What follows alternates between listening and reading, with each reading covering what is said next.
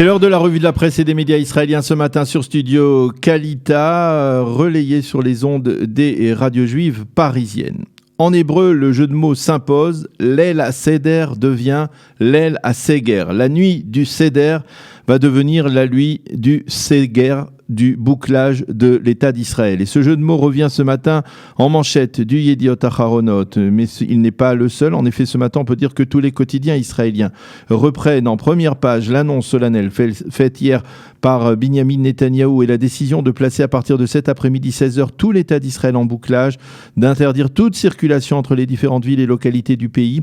Et demain soir, veille du Seder de Pessah, à partir de 18h jusqu'à jeudi matin 7h, eh bien, il sera formellement interdit à toute personne de sortir de son domicile en Israël. Une directive qui a même ému une partie de la population qui connaît la Torah. En effet, elle est semblable en tout point à la directive donnée dans la Torah par le Tout-Puissant à quelques heures de la sortie d'Égypte il y a 3300 ans. Lo tetzou ish mi petar beto ad boker. Personne ne franchira le seuil de sa maison jusqu'au matin. Et cette phrase, elle revient dans de nombreux sites internet israéliens ce matin. Les internautes également, certains quotidiens israéliens, des sites d'information ne manquent pas de rappeler ce parallèle impressionnant entre cette fête de Pessah si particulière cette année et celle que l'on appelle dans la tradition Pessah Mitzraïm, le Pessah de la sortie d'Égypte. Pour Binyamin Netanyahou, l'objectif de ces mesures extrêmement restrictive est très claire. Nous ne voulons pas, a-t-il dit hier soir, que la soirée du Seder ressemble à la fête de Purim et soit la source d'une nouvelle vague de propagation du virus, a déclaré le Premier ministre qui a expliqué que les données encourageantes de ces derniers jours laissent apparaître un espoir de sortie de crise rapide, peut-être même au lendemain de la Mimouna, à la fin de la fête de Pessah, c'est-à-dire dans 10 jours. Mais les quotidiens avancent également une seconde explication. Et en particulier, on la trouve dans le Israël Hayom, celle de ne pas vouloir cibler de manière spécifique le public orthodoxe en fermant à la veille de la fête uniquement des quartiers ou des villes orthodoxes. Et là encore, afin d'enrayer la propagation du virus. En fait, le Premier ministre a voulu tenter d'apaiser les tensions entre laïcs et orthodoxes. Et il n'est pas impossible que cette décision ne soit pas étrangère à l'installation hier à la frontière municipale entre Bnei Brak et Ramat Gan d'une clôture séparant les deux villes, une clôture déployée à la demande du maire ultra-laïque de Ramat Gan, Carmel Shama Cohen, qui a fait scandale et provoqué la colère des habitants de Bnei Brak et même de nombreux habitants en Israël. Le maire de la cité orthodoxe, Avraham Rubinstein, l'a dit très clairement. L'épidémie de coronavirus passera et nous retrouverons bientôt notre rythme de vie normal, mais la conduite honteuse du maire de Ramat Gan restera à jamais gravée dans notre esprit.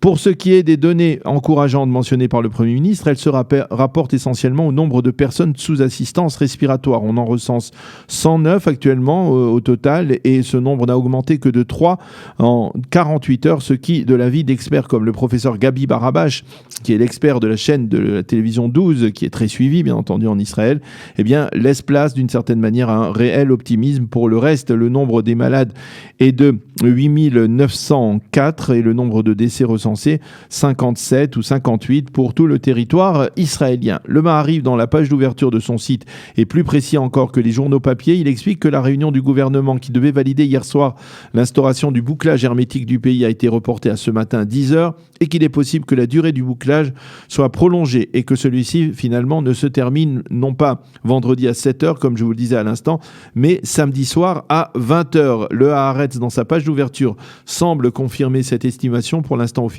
et il rajoute que l'entrée en vigueur du bouclage pourrait être devancée à aujourd'hui 14h au lieu de 16h.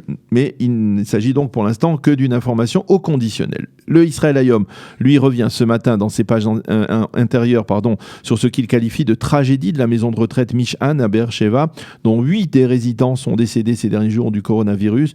Le journal, comme d'ailleurs l'ensemble de la presse, souligne parmi les décès celui du professeur Mark Steiner. À l'âge de 77 ans, le professeur Steiner était, selon l'hommage que lui a rendu hier l'Université hébraïque de Jérusalem, l'un des chercheurs les plus éminents au monde dans le domaine de la philosophie des mathématiques. Le Yediot Aharonot lui a choisi d'insister ce matin sur le cas d'Aaron Sidman, qui à 92 ans avait contracté le virus il y a plusieurs semaines, mais qui fort heureusement a réussi à en guérir complètement. En marge, les quotidiens israéliens, comme d'ailleurs hier les soirs les journaux télévisés, se focalisent sur la pénurie d'œufs en Israël et l'arrivée au cours des 24 dernières heures de millions d'œufs en provenance de l'étranger. Les œufs ont atterri à l'aube, titre avec un zeste d'humour. Il en faut un peu dans ces journées difficiles, le Yediot Aharonot, en montrant un hangar rempli de plaques d'œufs qui devraient être distribuées aujourd'hui dans les supermarchés. Mais avant de pouvoir acheter ces œufs, eh bien, il faudra faire la queue à l'entrée des supermarchés israéliens en raison des consignes de sécurité. Eh bien, les queues d'Israéliens venus faire leurs emplettes pour Pessah s'allongent parfois sur plus de 100 mètres. Et toujours à propos des préparatifs du Seder de demain soir, le Maariv lui publie un sondage qui révèle que au moins la moitié des Israéliens qui se définissent comme laïcs utiliseront Zoom ou Skype pour passer le Seder avec le reste de leur famille. Et puis ce matin, les quotidiens israéliens et les sites d'information se penchent sur l'état de santé du Premier ministre britannique Boris Johnson, qui souffre du virus et qui a été admis, vous le savez probablement, hier soir en soins intensifs dans un hôpital de Londres. Parmi les éditoriaux dans la presse israélienne de ce matin, nous avons sélectionné celui du vice-président de l'organisation sioniste mondiale, Yaakov Ragoel, qui s'occupe depuis de nombreuses années dans cette institution de l'antisémitisme à travers le monde. Et il écrit ce matin un éditorial dans lequel il insiste sur la résurgence de l'antisémitisme dans le monde entier autour de la crise du coronavirus. Il insiste sur les sites internet antisémites qui s'en donnent à cœur joie et n'hésite pas à accuser les juifs d'avoir propagé le virus. Mais il se dit malgré tout optimiste. Le peuple juif est un peuple fort, écrit-il, un peuple qui repose sur l'espoir et l'unité et qui n'a pas peur de relever la tête et de faire face à cette nouvelle vague d'antisémitisme. Fin de citation. Et puis ce matin, l'actualité politique rejoint au moins partiellement celle liée au coronavirus. Le Maariv parle d'un quasi-gouvernement alors que le Israélium fait état d'un gel des pourparlers. Et les deux journaux ont raison.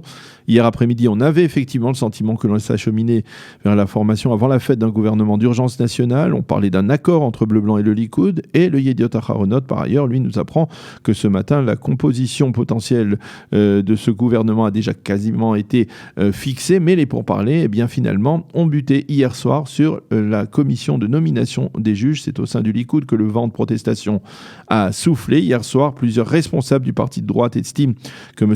Netanyahou a fait trop de concessions à Bleu Blanc en laissant Benny Gantz et ses collègues les pleins pouvoirs pour faire voter de nouveaux juges. Et donc, de facto, il n'y a pas de progrès actuellement.